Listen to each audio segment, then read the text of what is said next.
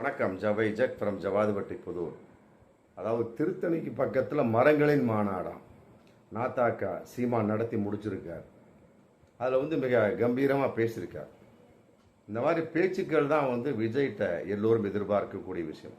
சீமான் என்ன பேசியிருக்கார் அப்படின்னா, நாங்கள் ஆட்சிக்கு வந்தால் 10 ஆண்டு பசுமை திட்டம் கொண்டு வருவோம், பல கோடி பனை திட்டம் கொண்டு வருவோம், மரம் வளர்ப்பதை ஊக்கப்படுத்துவோம் அப்படின்னு சொல்லிட்டு மரம் வளர்க்க சட்டமே இயற்றுவோம் அப்படின்னு பேசியிருக்கார்.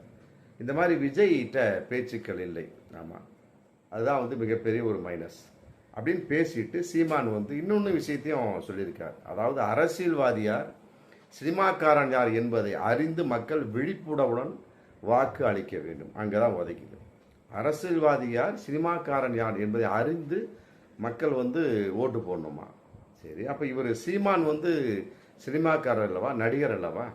அதான் மிகப்பெரிய ஒரு கேள்வியாக இன்றைக்கி போயிட்டுருக்கு. விஜய் நடிகர், இப்போ அரசியல்வாதியாக மாறி இருக்கிறாரு. இதுக்கு முன்னாடி சீமானும் நடிகராக தானே இருந்தவர் தானே, இப்போ தான் அரசியல்வாதியாக மாறி இருக்கிறாரு. அப்படியே எடுத்தாலும் எம்ஜிஆர் என்ன, இன்றைக்கும் நடிகர் தான்.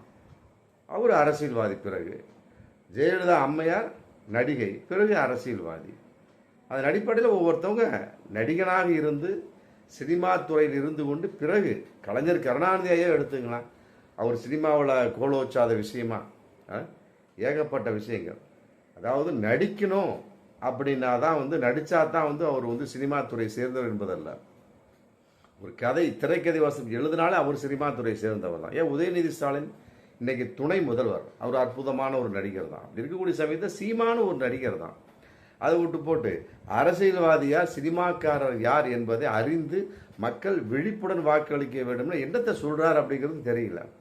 அரசியல்வாதிக்கு வாக்களிக்க சொல்றாரா, அல்லது சினிமாக்காரருக்கு வாக்களிக்க சொல்றாரா, இல்லை இரண்டும் கலந்தவர்களுக்கு வாக்களிக்க சொல்றாரா, இல்லை பிரித்து வாக்களிக்க சொல்கிறாரா?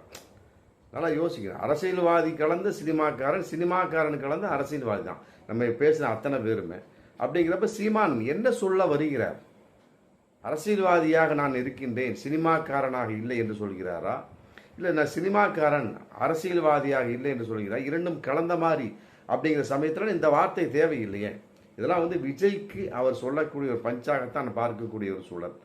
விஜய்க்கு அவருக்கென்று ஒரு ஓட்டு மாஸ், இவருக்கு சில மாசம் இருக்கலாம். ஆனால் அரசியல்வாதி கலந்த சினிமாக்காரர்கள், சினிமா துறை கலந்த அரசியல்வாதி, இருவருமே அவ்வளவுதான். அதனால மக்கள் யாராக இருந்தாலும் சரி, அவர்களுக்கு பிடித்தவர்களுக்கு அவர்கள் ஓட்டு போடுவார்கள். மற்றபடி அவர்களுடைய விருப்பம் தான். மற்றபடி